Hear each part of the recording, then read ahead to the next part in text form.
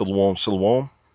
First and foremost, before I begin, I want to give all praises, glory, and honor to Yahweh, Ba'ashum, Yahusha, Ba'ashum, Rakach, Wadash, the monster of the apostles, the monster of the elders, the great millstone, who well tells the truth. Much respect to you brothers out there who's preaching his word and truth and sincerity throughout the four corners of earth. Tabernacle David, hope for elect and the speckled bird. Shalom, shalom. All right, so let's get into this. As you see right here, I have written down wisdom in nature. Now, you may be able to hear them, you may not. I do have this microphone on, but inspiration, and why I put wisdom in nature, because you can see throughout the animal kingdom, right, with your spiritual lens, there's wisdom, and throughout all the animal kingdom. As I was watching one of the elders videos a couple weeks ago about the ant, right? Well, in this case, I'm gonna do mine's about another bug, which is the cicada. And over here in Louisville, Kentucky, in certain parts over here, like where I'm at right now, I mean it is bad. I mean it is bad. It's annoying in certain parts where people can't even. I'm over here shooing one now while I'm doing this lesson. Can't even shoot. Can't even enjoy their backyard. Right. That's how loud they are. Right. That's how annoying they are. Right. But when you look at them with your spiritual lens, once again, there's wisdom in nature. We're going to look up the cicada and what they do, right, and apply it to ourselves, right. And Yahweh Ratazah is an edifying lesson. I got this right here. I'm gonna get this real quick. Isaiah 62 and verse 6. I have set watchmen upon their walls, O Jerusalem, which shall never hold their peace day nor night. Ye make mention of the Lord Yahweh Shemel Shah, keep not silence, and give him no rest till he establish, until he make Jerusalem a praise in the earth. Us as the men of the Lord, every week, it constantly, right, especially the men of the great millstone and brothers that follow the likewise doctrine, there's videos going up every day, thousands upon thousands of videos, weekly, man, weekly edification, right? And that's part of us giving the Lord no rest, right? Because we want to see the kingdom be established. We have a goal in mind, right? Brothers may have a business, may do well in certain areas. Other brothers is dealing with afflictions. I'm pretty sure all of us, some shape, form, or another, is dealing with afflictions. So our eyes is on the prize. Our eyes is on the kingdom, right? So apply that, looking at nature, looking how the cicada move, right? Right? And let's get it, over here in Louisville, Kentucky. The periodical cicada are expected to die off, because people was asking, when are these niggas going to go away, right? Or are expected to die off mid-June to early July. The life above ground from emergence to death typically lasts 3 to 6 weeks. The cicada mates, all right? Here's pretty much their objective, right? Because if you don't know about them, which I'm probably going to get, they live up to 13, and in some cases to 17 years underground, right? So let's get this. Cicadas mate, lay eggs, and then die, and eventually return into the ground, right? So it's a cycle. Looking at their cycle, everything that we're into, there's nothing new under the sun, as the scriptures say. There's a cycle. You live, you die, right? Right, and whatever you have done in your past life, hey, that's judgment unto you. Whatever you have done in your past life, you see a baby or whatever age a person, they die a horrible death, that's a judgment from Yahweh Bashmi al Shah. You die, you come back, right? So there's a cycle within all parts of life, right? All parts of life, man. Let's read about this. Cicadas have varied lifespans depending on the species and their life cycle. So right now, if I'm not mistaken, you have the 13 to 15 year cicada coming out, and the 17 year cicada coming out at the same time. That's why it's so bad out here, man. But bear with me, and we're gonna apply it to the scriptures. We're gonna apply this spiritually, right? Hey, bear with me. All right. All right.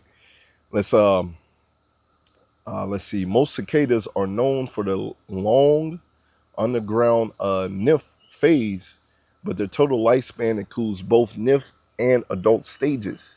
All right. Periodical cicadas, right? Like 13 to 17 years cicadas.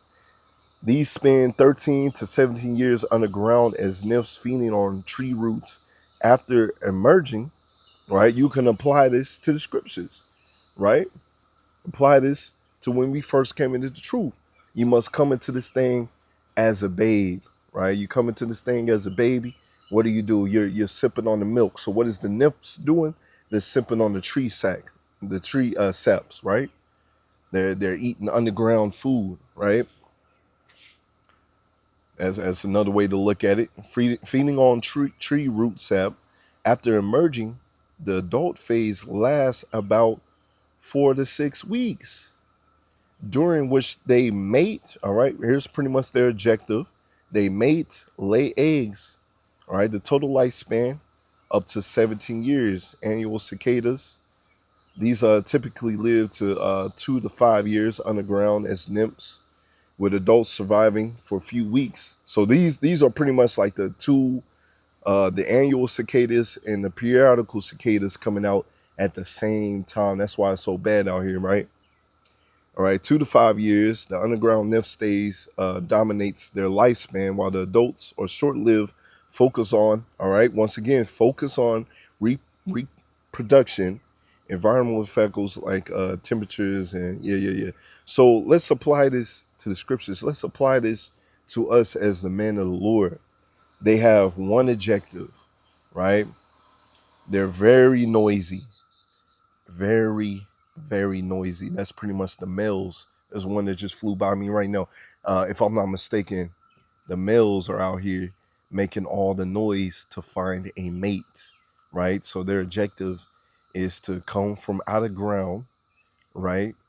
They sprout up, they grow their wings, and they're looking for a mate and to reproduce and to die. That's pretty much it, right? And you apply this to us.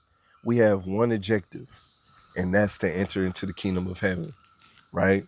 And how do we do that? By making our calling and election sure, right? Doing these lessons, going out there on the highways and byways, no bullshitting around, man, right? We have our objective. And you also go into the cicadas lifestyle. There's a whole bunch of them. They all coming out at the same time. That's to pretty much to confuse predators. Hey, there's so many of them that you look at that nature as the Lord with His balance, able to feed all the animals, man. Right?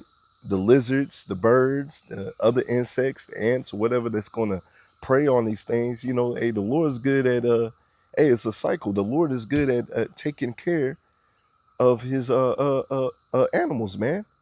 How much more you, right? You making your call and election sure as you read in the scriptures, right? How much more of you? The Lord makes sure that the sparrow eats, the sparrow drinks.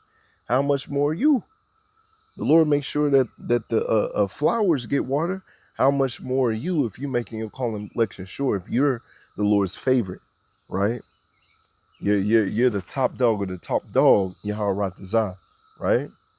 Because as you read in the scriptures, not all Israel is of Israel's, and Christians will get that twisted and confused, right? It's talking about the elect and the 2/3, right? The 2/3 are going to die on the side and be reborn as nutsack babies, right?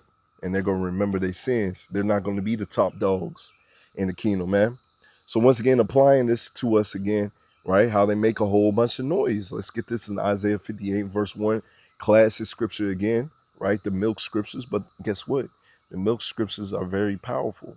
Cry out loud, spare not, lift up thy voice like a trumpet, and show my people their transgressions and the house of Jacob's their sins. You see that? Just like the cicada is loud, it's to the point where It's to the point where people are saying in certain parts of the day when they go out and try to enjoy themselves, on their porches, they can't even enjoy themselves. That's how loud they are, right? And that's us. We're loud and annoying to the people, but to the elect's ears, it's sweet as honey. All right. Once again, to the rest of the Slakia, to the rest of these people, we're loud and annoying. We're bums. We're wicked. We're disgusting. We're the filth of the earth. But to the elect's ears, this is sweet sap. This is sweet honey unto their ears, man. Right? So yeah, the cicada has one objective. They live as little babies. They grow up, right? They grow up and they reproduce and they die. Our goal is to make it in the kingdom of heaven, no bullshitting around it, right? That's our goal. That's our main objective, right? Let's get this right here. Proverbs 29 and verse 27, the unjust man is abomination to the just, and he that is upright in the way is an abomination to the wicked. Let's get this in a good news translation. The righteous shall hate the wicked, and the wicked shall hate the righteous. So just as, these everyday people, they're hating the cicadas, right? They hate us. They hate the cicadas, they hate us. Looking at it in a spiritual manner. They hate the cicadas and they hate us. But guess what? We hate you. We don't like you, right? As you read in Proverbs 8, right? You disregard this truth. You love death. We especially speak that to the Christians. These Christians want this kingdom to be here forever. Guess what? You love death. You want that white boy to come save you. That white boy ain't gonna save you, right? We looking for Yahweh to send his son, Yahweh Shah, to save us, man. We looking for that deliverance. This ain't life. This ain't life, right? Hey, stop all that. So once again, we're abomination to the wicked, and the wicked is abomination to us, right? As we'll get right here, Sirach 33 and verse 14. Good is set against evil, and life against death. So is the godly against the sinner, and the sinner against the godly, right? This is what the Lord has set up. When you have two-third Jakes come up to the camp causing ruckus, or you have some of these Edomites come up to the camp causing ruckus as well. Hey, that's just part of the movie.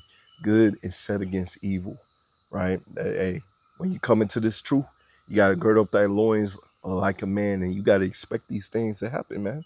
Their job is try to push their wickedness onto the people. Just disrupt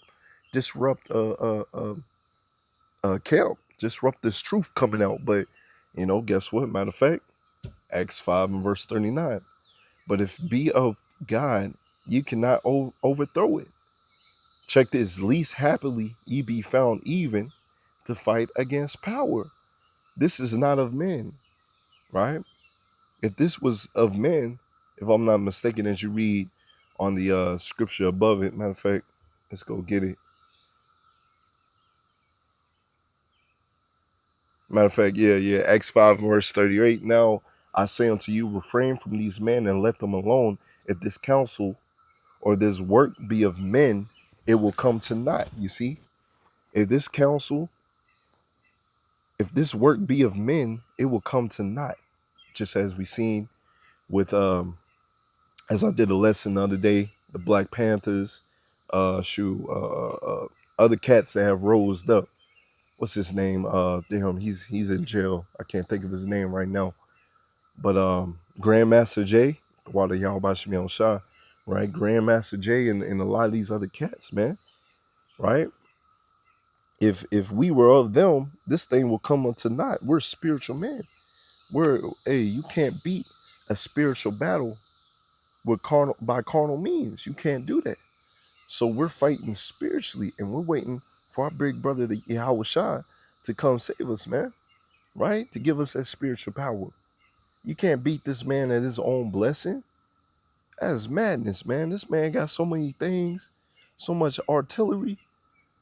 You can't even beat World War One or World War Two machinery. Come on, Jake. Come on, Jake. Right? So this is a spiritual matter. So if this was not a spiritual matter, if this was of men, once again, this thing will come to naught, right? As we read, but if be of power, ye cannot overthrow it. Least happily ye be found even to fight against power. So this thing is of Yahweh by Shemiel Shah. You can't stop this thing. Just as you have the cycle of the cicadas, right? The Lord has put that in place. You cannot stop that, right? Just like you cannot stop this truth. We're in our lots, right? Our main objective, just like the cicada, right? You come out the ground and your main objective is to reproduce. Reproduce and die. Well, the elect is to go out there on the highways and byways and usher in the kingdom by doing that, right? Looking forward to our big brother Yahushua and the host of angels to come beam us up, Scotty, right? That's what we're looking for, right? So as you know, as you read earlier, above it, right? It's about men that were moving carnally and they either died or got dispersed, right? But yeah, that's pretty much it. I just want to correlate that.